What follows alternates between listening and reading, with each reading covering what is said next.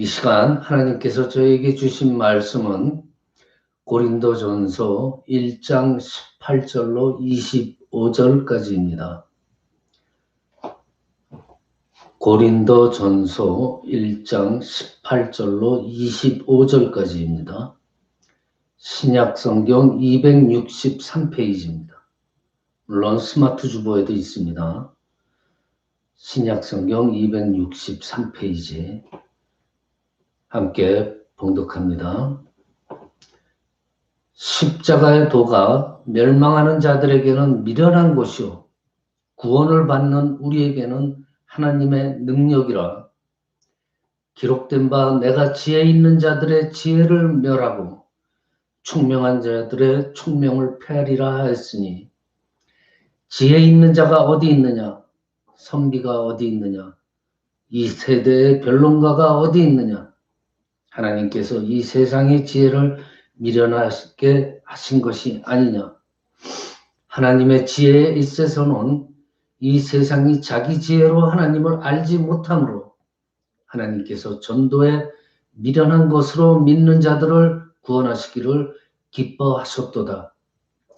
유대인은 표적을 구하고 헬라인은 지혜를 찾으나 우리는 십자가에 못 박힌 그리스도를 전하니, 유대에게는 꺼리끼는 것이요 이방인에게는 미련한 것이로되 오직 부르심을 받은 자들에게는 유대인이나 할례인이나 헬라인이나 그리스도는 하나님의 능력이요 하나님의 지혜니라.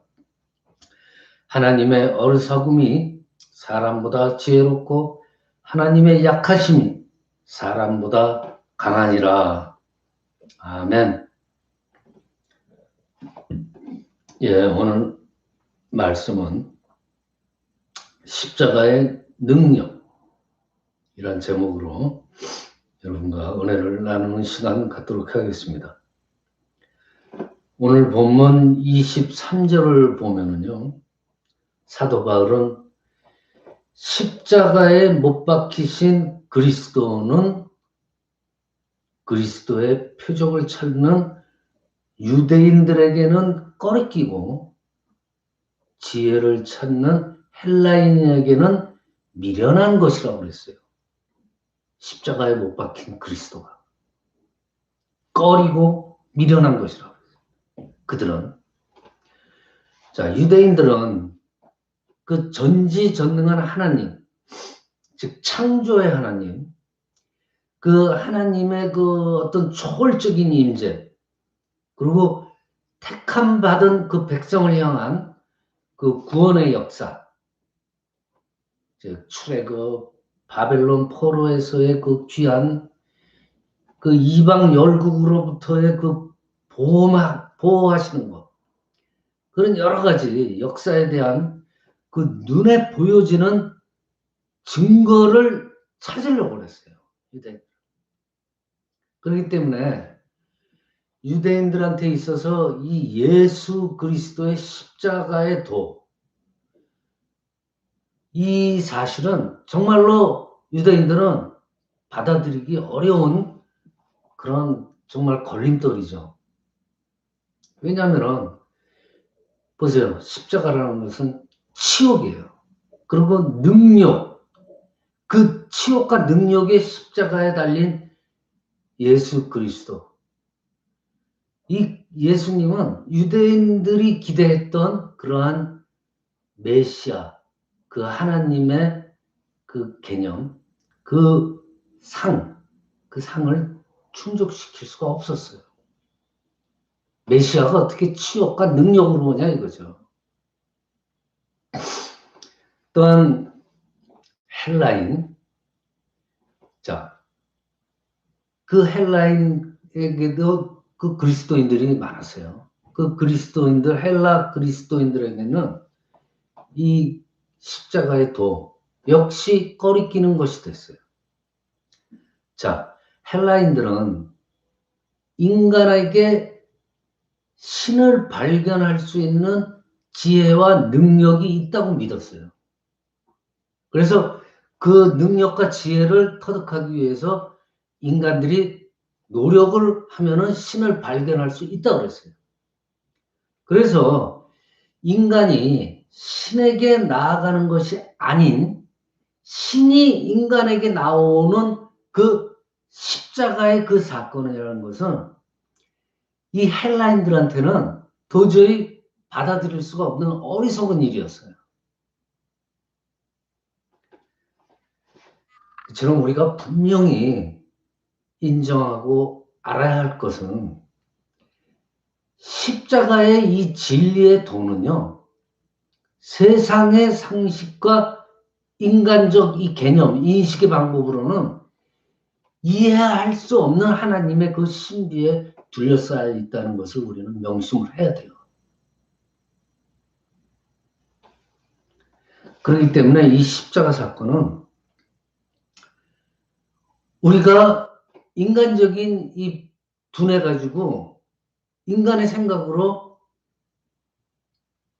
그 진리를 발견할 수가 없는 거예요. 이 십자가의 도라는 이 십자가의 사건이라는 것은 우리를 향하신 하나님의 정말로 유일무이한 그러한 우리에게 주신 은총의 방편이었다는 거예요.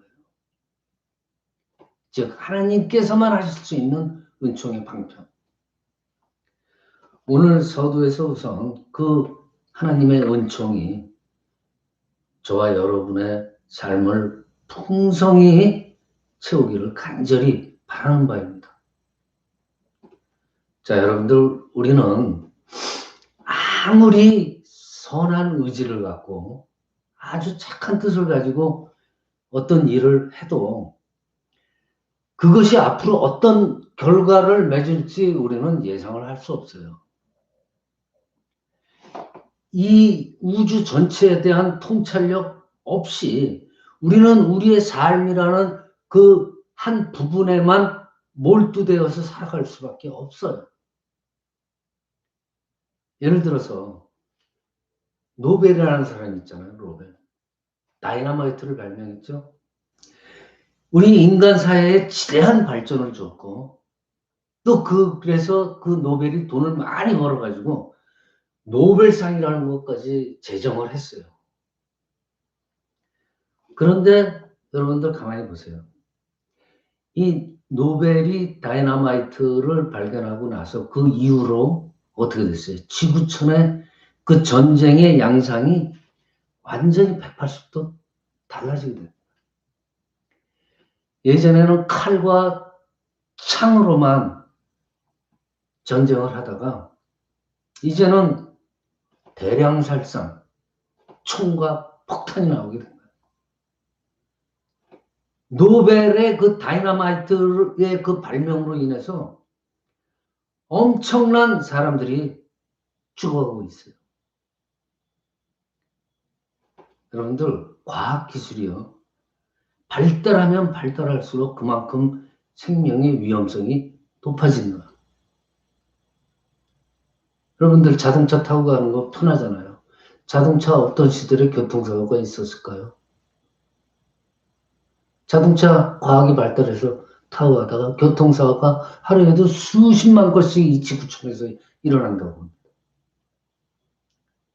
여러분들 스마트폰이요. 이렇게 스마트폰이 일반화되리라는 걸 누가 감히 짐작을 했겠습니까?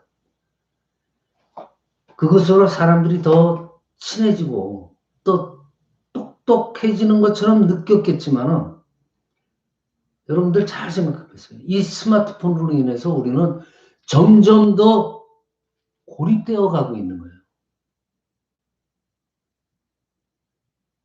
이런 걸 예로 들기 시작하면요. 한도 끝이 없습니다. 분명한 것은요. 이 인간들의 지혜가 우리 인간을 결국은 구원하지 못한다는 거예요. 구원할 것 같이 보이지만 오히려 그 반대로 간다는 거예요. 하나님께서 세상의 지혜를 밀어나게 하신다는 오늘 본문에서 바울의 진술이 바로 이것을 가리키는 거예요. 본문 22절에 따르면요. 유대인들은 표적을 찾는다고 그랬고 구원의, 즉 생명 완성의 근거로 삼았어요. 그 표적을 찾아가지고. 그 헬라인들에게는 그 지혜를 찾았어요. 유대인들한테는 표적이었어요. 그들은 하나님이 자신들에게 아주 많은 표적을 보여주었다고 믿고 있어요. 그런 이야기들이 구약성서에도 많이 나오잖아요. 대표적으로 출애굽기에 얽힌 일화들이 많죠. 하나님께서 역사하신 것. 그리고 뭐 하늘에서 막 메추라기가 쏟아지고 만나가 쏟아지고 요단강이 갈라지고 여리고성이 무너지고 여러 가지 전쟁에서 승리했잖아요. 지금도 그런 기적과 표적을 우리 모두가 꿈꾸고 있어요. 이런 표적과 지혜를 갈망하는 이러한 유대인들 같은 사상이 그런 사람들의 눈에 여러분들 예수 그리스도의 십자가 사건, 예수 그리스도의 십자가 죽음이라는 것은 어리석음 그 자체예요. 그런데 오늘 바울은 그들을 향해서 아니다! 라고 외치겠습니다. 그 근거가 뭘까요? 우선 하나님의 능력이라는 말을 정확하게 우리가 이해해야 됩니다. 이 능력이라는 것은요, 헬라어로 디나미스예요. 오늘 본문 고린도 1장 18절에 나오는 하나님의 능력이라는 이 번역이라는 건요, 헬라의 성경에 나오는 디나미스 데우라는 말이에요. 디나미스 데우. 여러분들 우리가 흔히 다이나믹이라고 그러잖아요. 디나미스, 다이나믹. 할 때 그 다이내믹이에요. 엄청난 힘을 발휘하는 다이너마이트. 이 다이너마이트도 이 디나미스 단어에서 나온 거예요. 다이나믹, 디나미스, 다이너마이트. 엄청난 능력이라는 뜻이에요. 하나님의 능력이라는 말은 하나님이 행하시는, 하나님만이 행할 수 있는 그 폭발적인 생명의 능력을 가리키는 겁니다.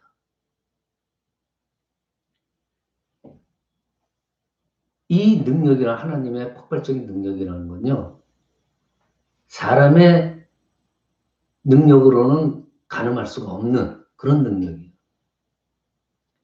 사람들이 생각하는 그 표적과 지혜로 그것을 알라고 그러면요, 도저히 알 수가 없습니다. 하나님만의 고유한 능력입니다. 본문 21절에 바울은 이 세상이 자기 지혜로 하나님을 알지 못함으로 그랬어요. 내 지혜로 하나님을 알지 못한다고 그랬어요.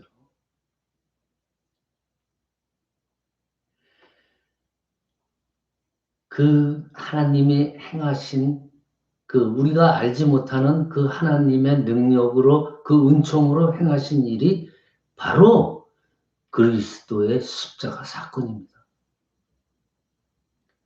표적과 지혜로 세상을 판단하는 사람의 눈에 그것은 무슨 대상이에요? 꺼리낌의 대상이에요. 왜냐하면 이치 안 맞거든요. 그리고 어리석은 일이에요. 너무나 가당치 않은 일이에요.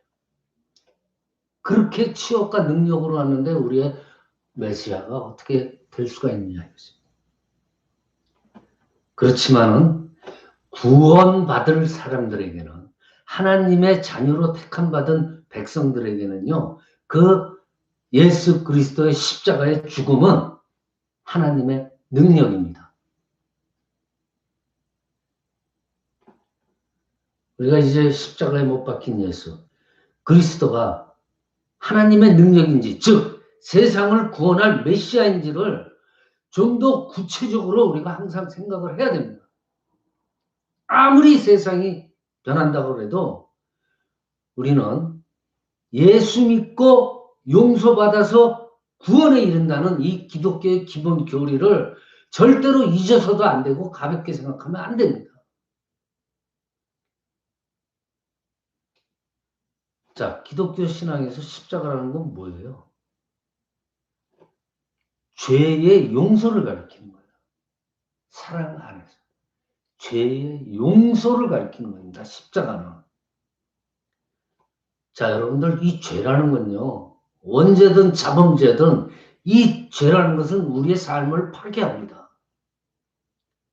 도둑질, 살인, 폭력, 분노, 전쟁, 간음, 강간. 여러분들 생각해 보세요.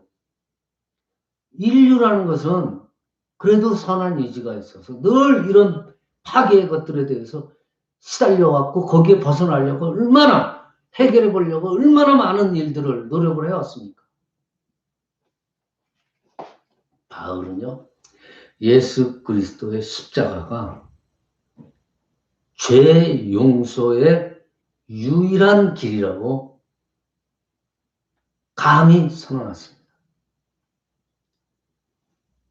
그 그리스도의 십자가는 우리 인간들한테 어떤 행동을 요구하는 게 아니에요. 그저 믿으면 되는 거예요. 믿음만을 요구하는 거예요. 그러면 우리는 죄의 용서를 받는다. 사람은 아무리 착하게 살고 아무리 내가 인격적으로 산다고 해서 죄에서 자유로워지지 않습니다. 분명합니다. 하나님은 예수 그리스도의 십자가의 죽음을 통해서 우리가 용서받을 길을 열어주셨어요. 얼마나 감사합니까? 예수 그리스도의 십자가를 또는 십자가에 못 박힌 예수 그리스도를 우리가 믿음으로 인간은 이제 하나님으로부터 의로워졌다는 인정을 받을 수 있게 된 겁니다. 얼마나 엄청난 일이고 감사한 일입니까? 죄로부터의 해방이 일어났다는 거예요. 이것보다 더 큰 일이 우리에게는 있을 수가 없습니다. 이것이야말로 바로 하나님의 능력이죠. 이를 통해서 우리가 구원을 받기 때문에 하나님의 엄청난 능력의 은총이죠. 오늘 본문에서는 언급되지 않았지만은 하나님의 능력을 말할 때 전제되는 그 사건이 있습니다. 그것은 바로 예수님의 부활입니다. 부활하셨잖아요. 부활이라는 건 뭐예요? 증거의 완성입니다. 생명의 완성이에요. 부활로서 모든 것이 완성이 된 거예요. 표적과 지혜로 우리가 생산해낼 수 있는 것가 부활입니까? 아니잖아요. 도저히 표적과 지혜로는 생산해낼 수 없는 그러한 단어가 바로 부활입니다. 무에서 세상을 창조하신 하나님만이 행하실 수 있는 생명 사건이에요. 그로 인해서 죄의 결과인 죽음은 극복이 된 겁니다. 세상에서요, 죽음의 문제를 해결한 종교는 오로지 기독교 신앙입니다.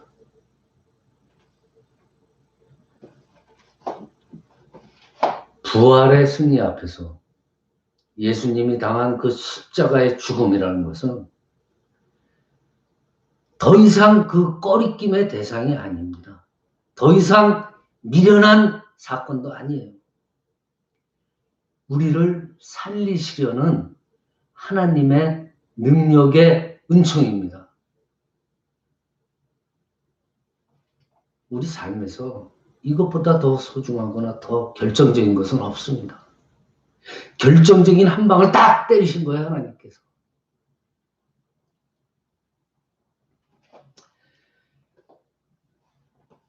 지금 우리는 사순절 기간을 보내고 있습니다. 영적인 차원에서 볼 때 이 정말 험한 세상 속에서 우리 그 기독교인의 인생이라는 것은 그 신앙인들의 인생 전체는요, 어떻게 보면 사순절과 마찬가지예요. 마지막 때 완성될 그 부활 생명을 앞두고 있었지만은 그 이전의 시간을 살아내야 하는 이 현실이라는 것은 바로 고난과 십자가예요. 여러분들, 예수님이 아무 죄 없이 우리의 고난과 십자가를 지셨듯이 우리는 당연히 이 세상에서의 고난과 십자가를 져야 됩니다. 말씀을 마칩니다. 예수님의 십자가에 이미 부활의 빛이 은밀히 비치고 있었던 것처럼 이 사순절과 같은 우리의 인생에도 부활 생명의 빛이 지금 비추고 있습니다. 예수 그리스도의 십자가의 그 오묘한 섭리는 오로지 하나님의 전능하신 은총의 능력이라고 굳건히 믿는 저와 여러분이 되시기를 축원합니다.